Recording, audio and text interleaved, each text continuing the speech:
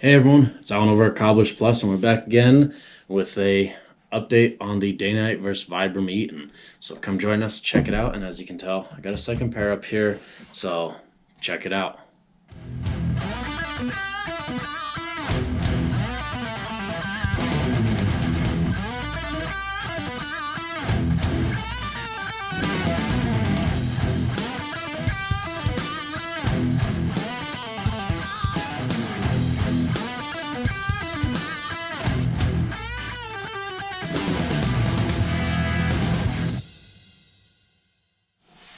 So again, thank you for joining us, and like I said, we've got a bit of an update for you here. So let's set this one aside for now. We'll talk about it in a minute, but let's update you on these ones here.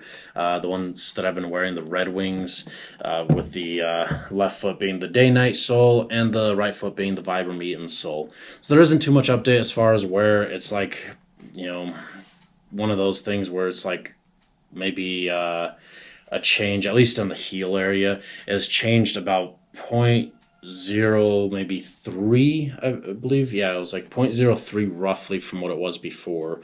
So it's not much of a change whatsoever, and that's the worst of it, in other words. As far as the wear time, I'll leave it down in the description, the amount of time I wore them. My wear pattern got a little bit wonky, in other words, these last couple of weeks because I forgot them at the shop and I didn't wear them over the weekend at one point. But I'll still leave in the description the amount of time I wore them and what days if you want to check that out. But overall, I wore them 24.9 miles during a 7-day, 7-day period. Yes, sorry, I have to double check my notes here. Sound a little groggy, actually. Sorry, I just got back from the cigar bar a few doors down from us. We had a bit of an event. A bunch of people came. A few people from the Edmonds enthusiast group too. Well, actually, one gentleman was able to make it from that group, from a cigar club also, and there was a whole event of a bunch of people showing up, in other words. But that's why I sound a little groggy. I had some cigars and everything, but regardless, we're going to get back to the shoes. So again, there isn't much change as far as the overall wear. You can see that I've got little like nails and stuff stuck because I work around those areas where there's a bunch of nails. So that's something you might want to keep in mind. You can see right there inside of the channeling.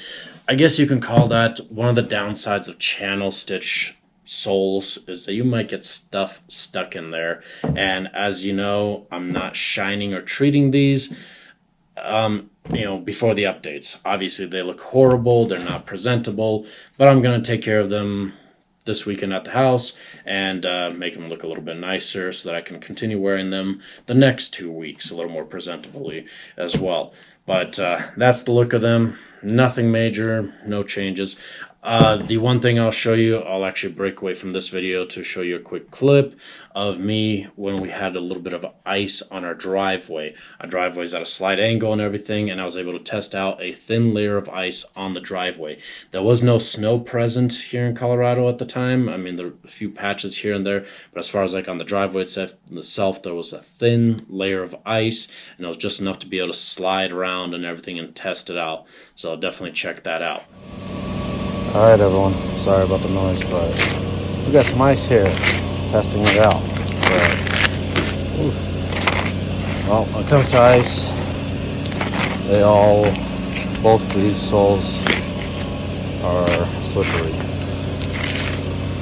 I mean, the Vibram a little less on the ice, not as bad. Seems to stop after a second. And the Dainite just keeps on sliding. I'll show you guys real quick. So yeah, the Vibram stops at some point, at least a little bit. Thought I'd show you guys real quick. So let's get back to the video. So as you can tell, both shoes or both soles were sliding a fair amount, but it did definitely seem like the Vibram was holding up just a little bit better on that ice. Not too much, but a little bit. One of the things, as I mentioned, between these two, I always said that the Vibram, it seems like it'll hold up a little bit better on smooth surfaces, maybe, grip better even potentially on ice. And like I said, I mean, it didn't grip fully. It's not a Arctic grip sole like Vibram makes. Those are a whole different category. If you want to check that out, definitely check out our Sole Talk Sunday episodes. I'll talk about the Sole Talk, or the the Arctic Grip models in that particular video, but we won't get into it in this one here. Those are the only ones that are resistant against ice very well. But as far as these go, I mean, they did all right. They obviously were still slippery on the ice. This one a little less than the Dainite. The Dainite, however, I have yet to test out, and my prediction is that it's going to hold up a lot better in more of a mucky situation. It holds up fairly all right in some of the wet areas. We had some rain a little while back when I just started testing these in our neighborhood, and we have a dirt road there, so I was able to test it out there. It seemed to do a little bit better than the Vibram Eton in the mud, but there was only just a little bit of mud there. But tomorrow, actually tonight, we're getting hit by a snowstorm, so over the weekend I'm going to be able to test these out in the snow. Hopefully there isn't a bunch of snow where it's going to get into my shoes, because unfortunately I'm sorry, I won't be able to do too much testing of that.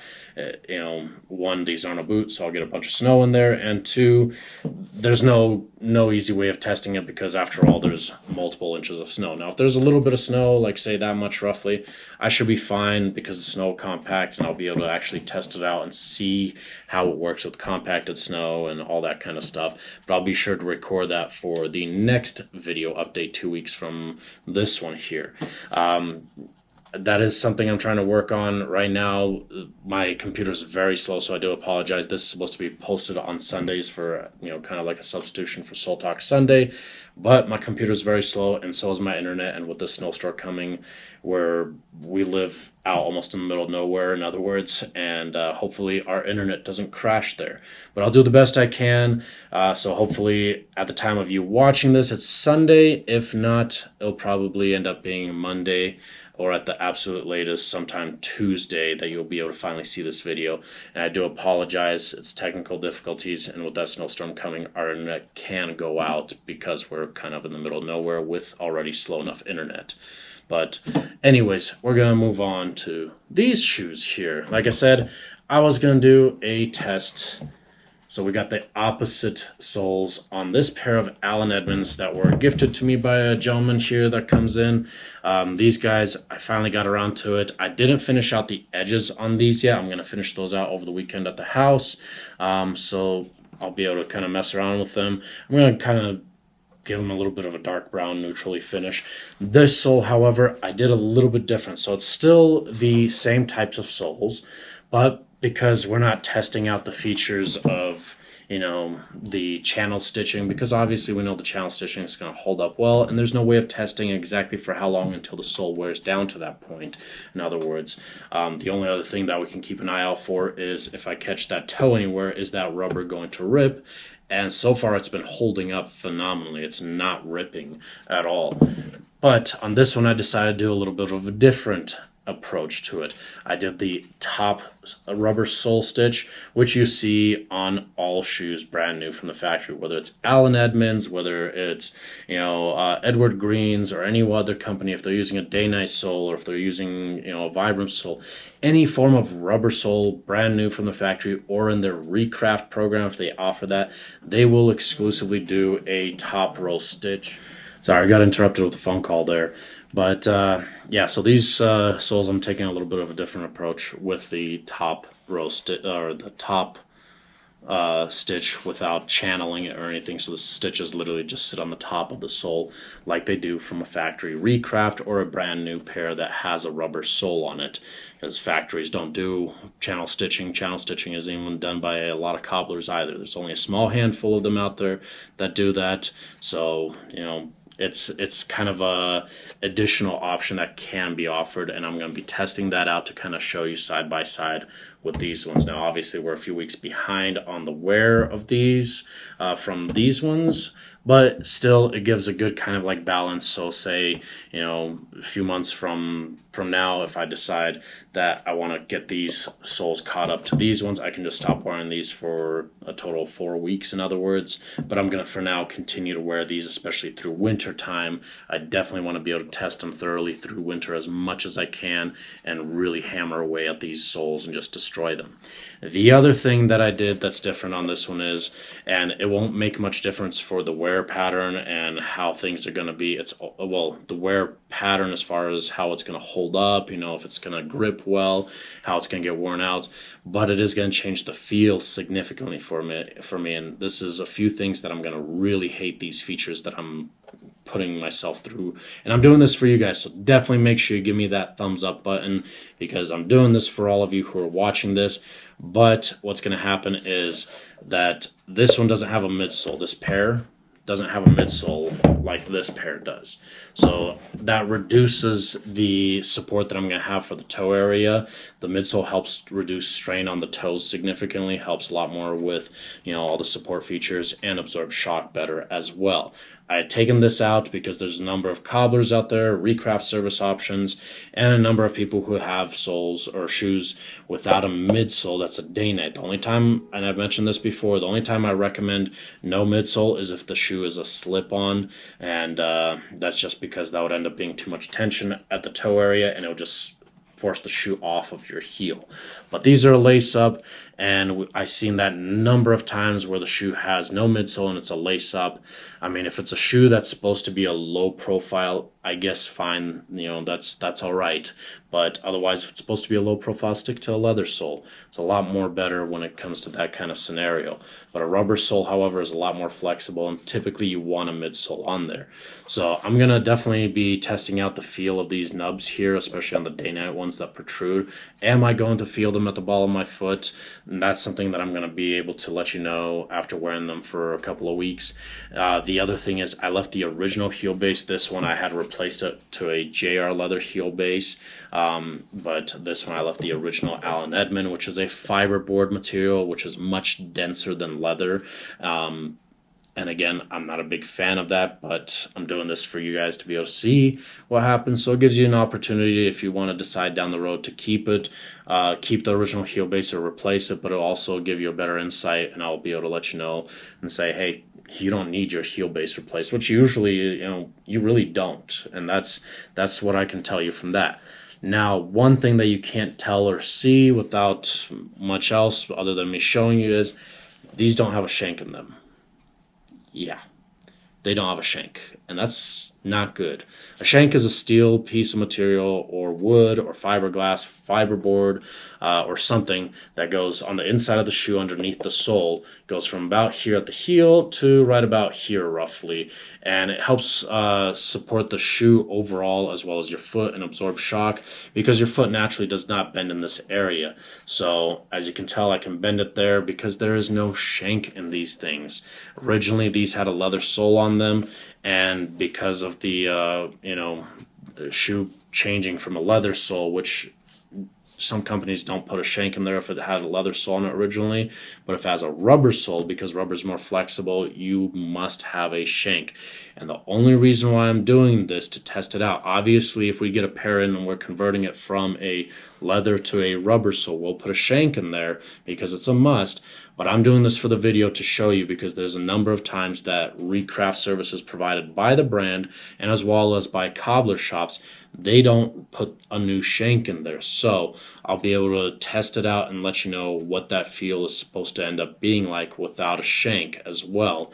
And so that kind of gives you an insight that if you ever go to another cobbler shop and you request to change a sole from a leather to a rubber sole, make sure to request, please, can you make sure that the shank is intact, replace if necessary. Some shops do throw on a little extra charge. It shouldn't be much, anywhere between $5 to $15, I believe. But, you know, for us, for example, we don't charge that as an extra service. We already anticipate that, you know, and we'll take that extra couple of dollar hit basically on the material cost. But we'd rather have it done right, in other words. So I want to make sure that I'm letting everybody know there is no shank in this pair either. And that's what I mean by these are going to be brutal on my feet. Like, oof, I may have to at some point kind of take a break from using these guys just because of them and wear something for a little while. But I'm going to fight through it for at least a few months of being able to wear and alternate the shoes every other day. Again, like I said, it was kind of chaotic of what I was wearing these guys at. You know, it was 2 days in a row, but I tried evening it out to 7 days that I had worn them straight. In other words, or not straight, but 7-day period, so that's a 1 week total. So in other words, we've gotten a total of 2 weeks worn on these so far put together, and I'll be wearing these on the alternative days as well. So I hope you enjoyed the video. I hope you liked the update for these, and yeah, that way you can tell, hopefully you guys like that red stitching there. I'm gonna put some red laces in these, by the way. I wanted some red, so I thought it was cool, and then I put blue on the bottom. Why not, right? But again, hope you enjoyed the video. If you have any questions or comments, leave them down below. If you're local, you could always swing on by. Otherwise, if you're out of state, you can always go to our website, cobblersplus.com. You can get a hold of us through there, or you can browse around and see what we have as far as services and options. We're always adding more of our products and services that we have available. We don't have everything listed, so if you don't see something you want, definitely message us about it, and we'd be happy to help you with whatever. Otherwise, make sure to hit that thumbs up button, because I'm going to be going through a horrible time with these shoes here just for all of you. Be sure to share the video as well, because that helps our channel grow and helps educate other people out there about their footwear, so that they know what's best for, shoes, because after all, that's very important for your feet. It holds up your entire body. So shoes are very important on a number of reasons.